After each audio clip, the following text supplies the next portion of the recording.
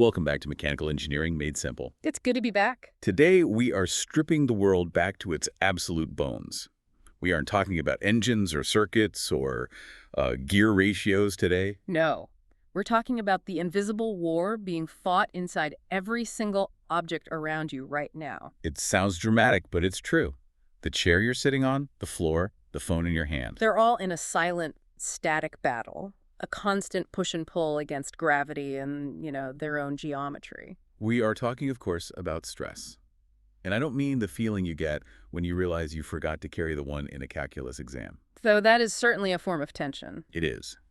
But our mission for this deep dive is to decode the secret language of materials. We've got a huge stack of engineering texts here, covering everything from classical beam theory to the microstructure of steel. And we want to answer a fundamental question. How do we actually know if a bridge will hold? Or, maybe more excitingly, how do we predict exactly when a bolt is going to snap? And the takeaway for you isn't just stronger is better. It's understanding that materials have, they have personalities. They react to loads in complex, sometimes counterintuitive ways. So let's jump in. Topic 1, the tug of war. We need to define our terms because stress gets thrown around pretty loosely. It does. In conversation, if you say that bridge is under a lot of stress, you probably just mean it's holding a lot of heavy trucks. Right, just a big force. But in physics and engineering, that's a dangerous oversimplification. You have to distinguish between force and stress. They're related, but not the same thing. Not at all. Think of it this way. An elephant steps on your foot. That's a high force. A very high force. Now imagine a woman weighing 100 pounds steps on your foot in a sharp stiletto heel. Much lower total force. Yeah, much lower. But I know where this is going. I'm wincing just thinking about it. Exactly. Which one punctures your foot? The stiletto. Every single time. Because stress isn't just the load, it's the intensity of that load. It's the force divided by the area it acts upon. Okay, so there's an equation. A simple one. Stress, which we denote with the Greek letter sigma, equals load, P, divided by area, A. So sigma equals P over A. That's it. The elephant's huge, flat foot spreads the force out, low stress. The stiletto concentrates all of it into a tiny point.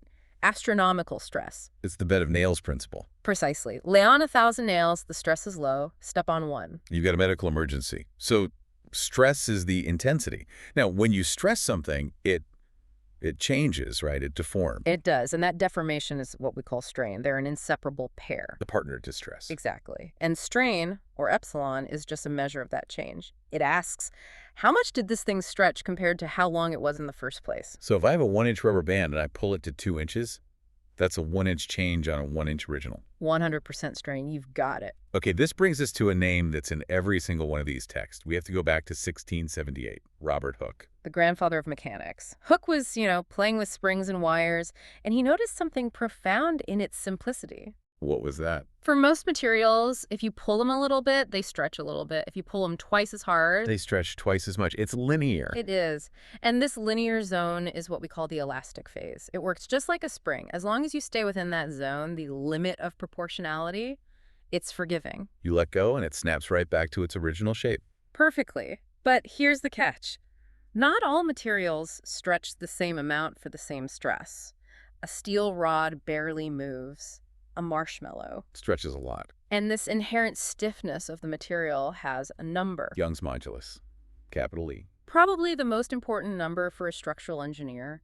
It's just the ratio of stress to strain. So a high Young's modulus means it's really stiff. It means the material is stubborn. Steel has a massive Young's modulus, around 200 gigapascals. It takes an immense amount of stress to get even a tiny bit of strain. But Hooke's law can't last forever. There's always a limit. Always.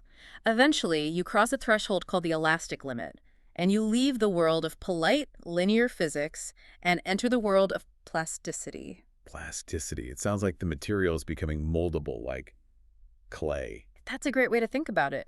You're no longer just stretching the bonds between atoms. You are physically sliding layers of crystals past each other inside the metal. You're rearranging the furniture. Exactly. And unlike the elastic phase, there's no bounce back here, is there? No. If you release the load now, it just stays stretched. It's permanently deformed. And that energy you put in, it has to go somewhere. Right. It dissipates as heat. I've actually felt this. If you take a paper clip and bend it back and forth really fast until it breaks, and then you touch the broken end, It's hot. yeah, it burns your finger. That's the work you did deforming that lattice structure, escaping as thermal energy. You literally cook the metal apart. So we've pushed it past the point of no return. Now we get to the dramatic part. In Failure. the end of the line. And reading through these texts, it seems like there are two main teams of materials when it comes to braking. You've got ductile and brittle. Night and day. Let's look at the captain of the ductile team. Mild steel.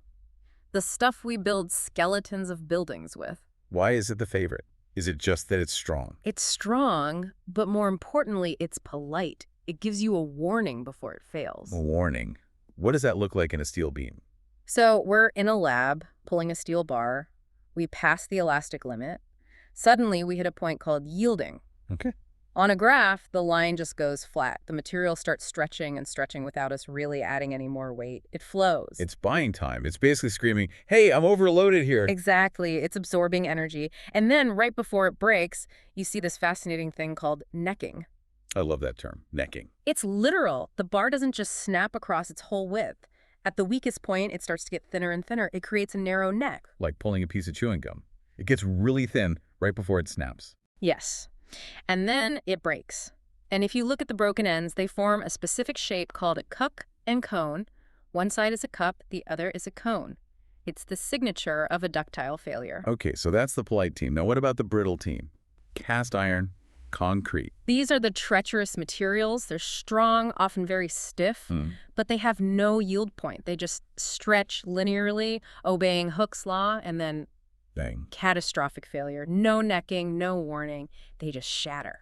And this seems to be the Achilles heel of concrete specifically. Mm-hmm. The texts really highlight a huge asymmetry there. Oh, absolutely. Concrete is a beast in compression. You can pile massive weight on a concrete block and it just sits there. But if you try to pull on it, It's pathetic. Its tensile strength, its Yes. ability to resist being pulled apart, is roughly 1/10 of its compressive strength. 1/10. That's a massive drop-off. It's huge. That's why you never see plain concrete used as a rope or a tie. It would just crumble. Microscopic cracks open up, and because it's brittle, those cracks just propagate instantly. Okay, before we move on, there's one other weird quirk of stretching. Poisson's ratio. Ah, yes, the skinniness factor. Right, we all know this. If I pull a piece of taffy to make it longer, it gets thinner. You're conserving volume, more or less. You can't get length for free. You pay for it by losing width. Poisson's ratio just measures that exchange rate. How much thinner it gets versus how much longer it gets. Exactly. For most metals, it's pretty consistent, around 0.3. Okay, so far we've just been talking about direct stress. Pushing and pulling. Yep. Simple stuff.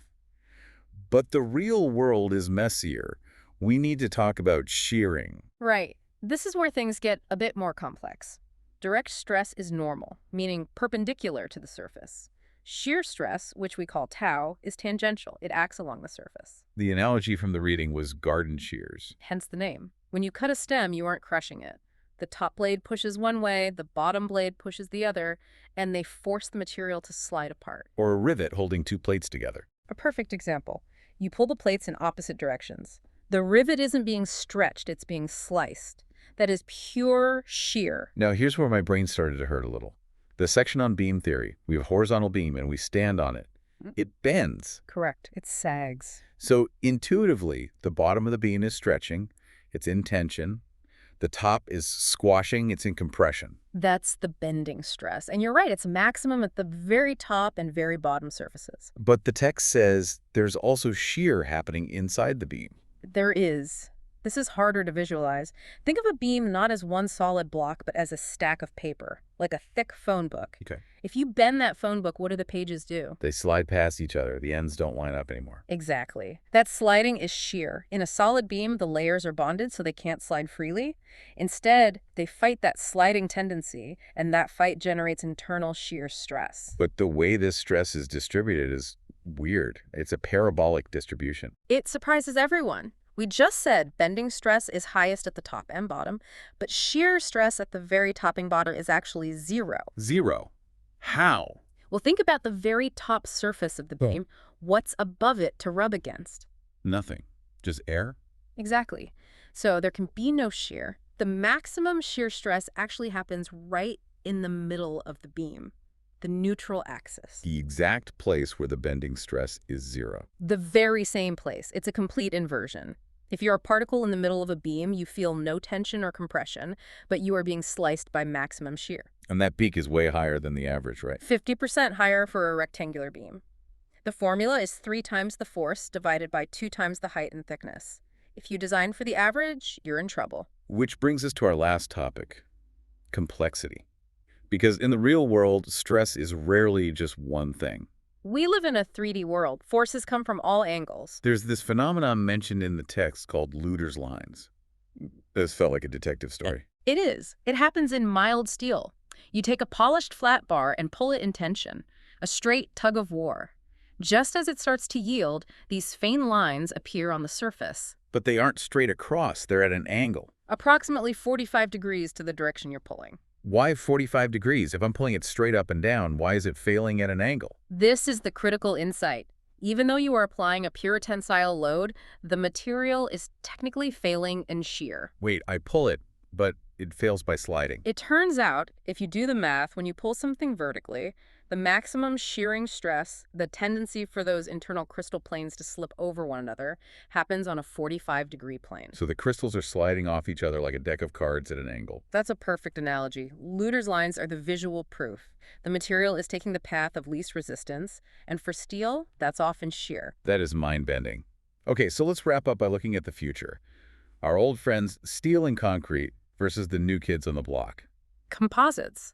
The quest for the strength economy. Sounds like a financial term. It's an engineering efficiency term. In aerospace, weight is the enemy.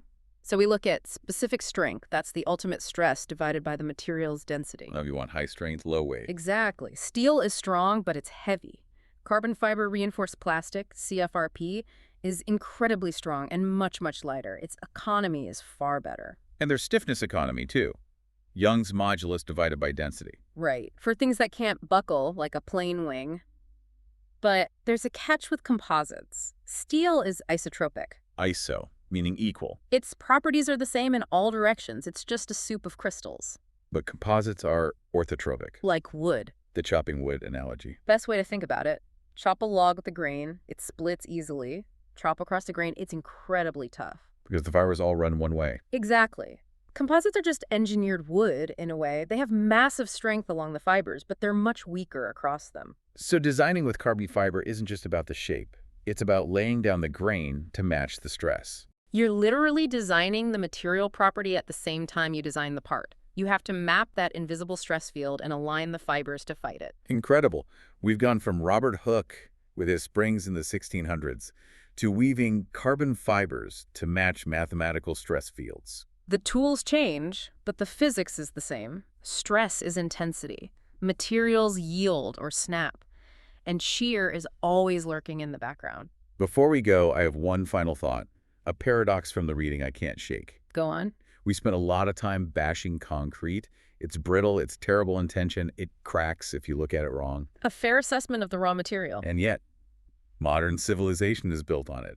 Massive bridges, skyscrapers. How do we build huge bridges out of a material that can't handle being pulled? It's one of the greatest tricks in engineering. We cheat. Go on. It's called pre-stressed concrete. Since concrete is weak in tension, engineers decide, okay, let's just make sure it never feels tension. How is that possible? You run high-strength steel cables through the concrete. Then you pull those cables incredibly tight, putting them under massive tension, and anchor them. So the cables are constantly squeezing the concrete. Relentlessly. They are putting the concrete beam into compression before it ever even sees a car. So when a heavy truck drives onto the bridge, and the beam tries to bend and the bottom tries to stretch, The concrete doesn't go into tension. It just becomes less compressed.